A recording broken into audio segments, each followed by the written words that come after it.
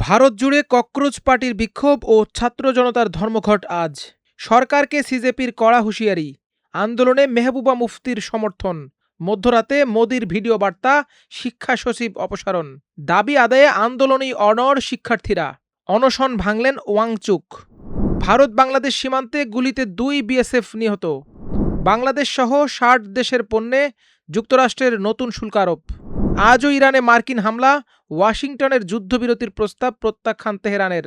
$100 ছাড়ালো তেলের দাম। ভারতের মেডিকেল ভর্তি পরীক্ষা নিট ইউজি প্রশ্নপত্র ফাঁসের ঘটনাকে কেন্দ্র করে শুরু হওয়া আন্দোলন এখন নতুন পর্যায়ে পৌঁছেছে। রাজধানী দিল্লির যন্তর মন্তরের গণ্ডি পেরিয়ে বিক্ষোভ ছড়িয়ে পড়েছে দেশ জুড়ে। শুক্রবার ককরোচ জনতা পার্টি সিজেপি দেশব্যাপী বিক্ষোভ কর্মসূচির ডাক দিয়েছে। পাশাপাশি 20 জুলাই শিক্ষার্থীদের ওপর পুলিশের লাঠি চার্জের প্রতিবাদে ভারতের ছাত্র ফেডারেশন এসএফআই সহ বিভিন্ন ছাত্র সংগঠন দেশব্যাপী ছাত্র ধর্মঘট ও রাত জাগো দেশ জাগো কর্মসূচি ঘোষণা করেছে। কলকাতা সহ বিভিন্ন শহরে মিছিল, সমাবেশ ও গণ অবস্থানের প্রস্তুতি নেওয়া হয়েছে। সিজেপি দেশের সাধারণ মানুষ ও শিক্ষার্থীদের আন্দোলনে যোগ দেওয়ার আহ্বান জানিয়ে বলেছে, প্রতিটি সমাবেশে শিক্ষার্থীদের মূল দাবিগুলো স্পষ্টভাবে তুলে ধরতে হবে এবং সব ছাত্র সংগঠনকে ঐক্যবদ্ধভাবে কর্মসূচি সফল করতে হবে। এসএফআই এর সর্বভারতীয় সাধারণ সম্পাদক সৃজন ভট্টাচার্য জানিয়েছেন, শুধু একদিনের বিক্ষোভ নয়, আগামী 25 ও 26 জুলাই পুলিশি নির্যাতনের প্রতিবাদে প্রতীকী কর্মসূচিও পালন করা হবে। এমনকি ব্যঙ্গাত্মক প্রতিবাদ হিসেবে বিভিন্ন স্থানে পুলিশ সদস্যদের রিটার্ন গিফট হিসেবে মেলোডি চকলেট দেওয়ার ঘোষণাও দিয়েছে সংগঠনটি। একই সঙ্গে বিরোধী সংসদ সদস্যদের কাছে চিঠি পাঠিয়ে নিট প্রশ্ন ফাঁস, ইউজিসি নেট অনিয়ম এবং জাতীয় পরীক্ষা সংস্থার ভূমিকা নিয়ে সংসদে জোরালো আলোচনার দাবি করা হয়েছে। এদিকে আন্দোলনের নেতৃত্ব দেয়া সিজেপির প্রতিষ্ঠাতা অভিজিৎ দীপকে প্রধানমন্ত্রী নরেন্দ্র মোদীকে সরাসরি কড়া হুঁশিয়ারি দিয়েছেন। তিনি বলেন, অযোগ্য শিক্ষামন্ত্রী ধর্মেন্দ্র প্রধানকে দ্রুত অপসারণ না করা হলে আন্দোলনকারীরা এবার প্রধানমন্ত্রীর পদত্যাগের দাবিও তুলবেন। তার অভিযোগ, সরকার আন্দোলন দমনে ব্যারিকেড, ইন্টারনেট জ্যামার ও পুলিশি শক্তি ব্যবহারে যতটা সক্রিয় ছিল, প্রশ্নপত্র ফাঁস ঠেকাতেও সেই উদ্যোগ নিলে বহু শিক্ষার্থীর জীবন রক্ষা করা যেত। যদিও কেন্দ্রীয় মন্ত্রী জিতেন্দ্র সিং ও জেপি নাড্ডা আলোচনার প্রস্তাব দিয়েছেন, তবে সিজেপি স্পষ্ট জানিয়েছে আলোচনা হবে যন্তর মন্তর বা নিরপেক্ষ স্থানে, সরকারি দপ্তরে নয়। চলমান আন্দোলনের প্রতি সমর্থন জানিয়েছেন জম্মু ও কাশ্মীরের সাবেক মুখ্যমন্ত্রী মেহবুবা মুফতি।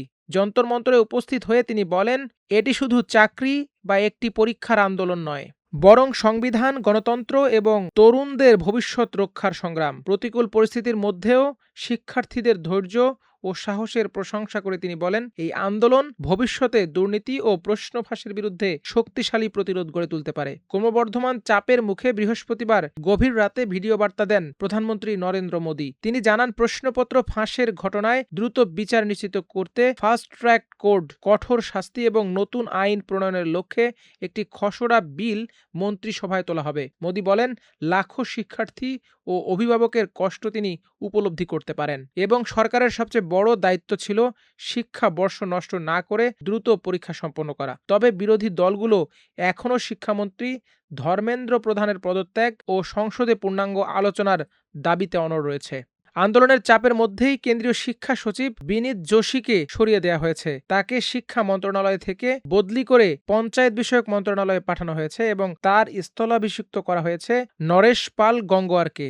কিন্তু এই প্রশাসনিক পরিবর্তনেও আন্দোলনকারীদের অবস্থান বদলায়নি। তারা বলছেন, শুধু সচিব বদল নয়, প্রশ্ন ফাঁসের নিরপেক্ষ তদন্ত ও শিক্ষামন্ত্রীর পদত্যাগই তাদের প্রধান দাবি। নিট প্রশ্নপত্র ফাঁসকে ঘিরে হতাশায় ভারতের বিভিন্ন রাজ্যে অন্তত 12 জন শিক্ষার্থী আত্মহত্যা করেছেন বলে দাবি করা হচ্ছে। এদিকে 26 দিনের দীর্ঘ অনশনের অবসান ঘটিয়েছেন পরিবেশ ও সামাজিক আন্দোলন কর্মী সোনাম ওয়াংচুক। বৃহস্পতিবার গভীর রাতে তিনি তরল খাবার গ্রহণ করে অনশন ভাঙেন। অনশন ভাঙার সময় তার পাশে ছিলেন কেন্দ্রীয় মন্ত্রী জেপি নাড্ডা, জিতেন্দ্র সিং এবং তার স্ত্রী গীতাঞ্জলি আংমো। অনশন ভাঙার পর সোনাম সবাইকে শান্তিপূর্ণ আন্দোলনের আহ্বান জানিয়ে বলেন, কোথাও যেন সহিংসতা না হয়। ভারত বাংলাদেশ সীমান্তবর্তী পশ্চিমবঙ্গের মালদাহ জেলার বৈষ্ণবনগর বিএসএফ ক্যাম্পে সহকর্মীর গুলিতে ভারতীয় সীমান্তরক্ষী বাহিনী বিএসএফের 2 সদস্য নিহত হয়েছেন। এ ঘটনায় গুরুতর আহত হয়েছেন আরও একজন। বৃহস্পতিবার দুপুরে ১১৯ ও ৭১ নম্বর ব্যাটালিয়নের কয়েকজন সদস্যের মধ্যে বাকবিতণ্ডার এক পর্যায়ে এই গোলাগুলির ঘটনা ঘটে। বিএসএফ সূত্রে জানা গেছে, ১১৯ নম্বর ব্যাটালিয়নের সদস্য শিবম মিশ্র আচমকাই সহকর্মীদের লক্ষ্য করে গুলি চালান। ঘটনাস্থলেই নিহত হন ৭১ ব্যাটালিয়নের অজয় কুমার সিং ও অম্বদর সুরেশ দর্গু। আহত বিকাশ ব্রহ্মকে মালদাহ মেডিকেল কলেজ হাসপাতালে ভর্তি করা হয়েছে। নিহত 2 সদস্যের লাশও ময়নাতদন্তের জন্য একই হাসপাতালে পাঠানো হয়েছে। প্রাথমিক তথ্যে জানা গেছে, অভিযুক্ত শিবম মিশ্রের বিরুদ্ধে 1 বছর আগেও সহকর্মীদের লক্ষ্য করে গুলি চালানোর অভিযোগ ছিল। সে ঘটনায় বিএসএফের অভ্যন্তরীণ আইনে শাস্তি ভোগ করার পর সম্প্রতি তাকে বাড়ি পাঠানোর প্রক্রিয়া চলছিল। তবে কী কারণে তিনি আবারও গুলি চালালেন তা এখনও নিশ্চিত হওয়া যায়নি। ঘটনার পর অভিযুক্তকে আটক করা হয়েছে বলে জানিয়েছে বিএসএফ।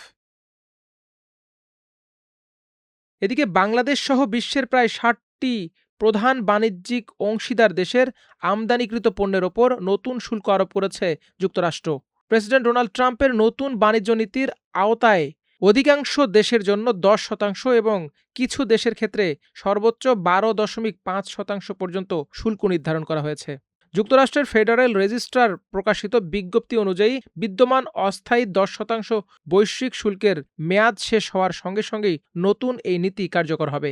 নতুন তালিকায় বাংলাদেশ, ভারত, পাকিস্তান, কানাডা, যুক্তরাজ্য, মালয়েশিয়া সহ একাধিক দেশের জন্য 10% শুল্ক নির্ধারণ করা হয়েছে। ইউরোপীয় ইউনিয়ন, জাপান, দক্ষিণ কোরিয়া, তাইওয়ান ও সুইজারল্যান্ডের ক্ষেত্রে বিদ্যমান শুল্কের সঙ্গে সমন্বয় করে 10 থেকে 12.5% পর্যন্ত হার নির্ধারণ করা হয়েছে।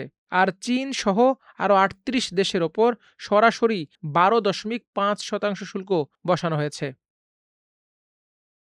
মধ্যপ্রাচ্যে যুক্তরাষ্ট্র ও ইরানের সংঘাত আরও ভয়াবহ রূপ নিচ্ছে। টানা 13তম রাতের মতো ইরানের বিভিন্ন লক্ষ্যবস্তুতে বড় ধরনের সামরিক অভিযান চালিয়েছে মার্কিন বাহিনী। যুক্তরাষ্ট্রের সেন্ট্রাল কমান্ড সেন্টকম জানিয়েছে, হরমুজ প্রণালীতে আন্তর্জাতিক নৌ চলাচলের নিরাপত্তা নিশ্চিত করার অংশ হিসেবে পরিচালিত এই অভিযানে ইরানের সামরিক কমান্ডো সেন্টার, ড্রোন সংরক্ষণাগার, যোগাযোগ ব্যবস্থা, উপকূলীয় নজরদারি কেন্দ্র এবং নৌ সামরিক সক্ষমতাকে লক্ষ্যবস্তু করা হয়েছে।